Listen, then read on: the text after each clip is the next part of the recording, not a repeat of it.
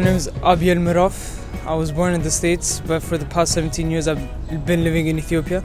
I'm going into my senior year of high school, and I ended up choosing the U-Prep course to help me prepare for college. It's a 9 to 3:30 class. I start off with a reading and writing class, then move on to a listening and speaking. And depending on the day, so Mondays and Wednesdays would be a critical thinking class, Tuesdays and Thursdays would be an academic coaching class, and then Friday at noon we're done for the day. A lot of people are friendly, that's amazing. They try to make it as inclusive as possible, so they'll plan game nights every Monday night. There was a Six Flags trip last week. There were trips to New York for plays.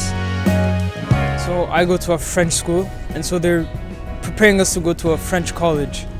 And they're not really doing much to prepare us for the US. And since the majority of the students there are planning on going to the US, including myself, I had to take it into my own hands to prepare myself for college. I feel better prepared because I'm living in college dorms, which I've never done, eating with other people that actually attend here, talking to people that attend here. The way I write has gotten better for essays. So I really feel like this program has prepared me enough for a US college.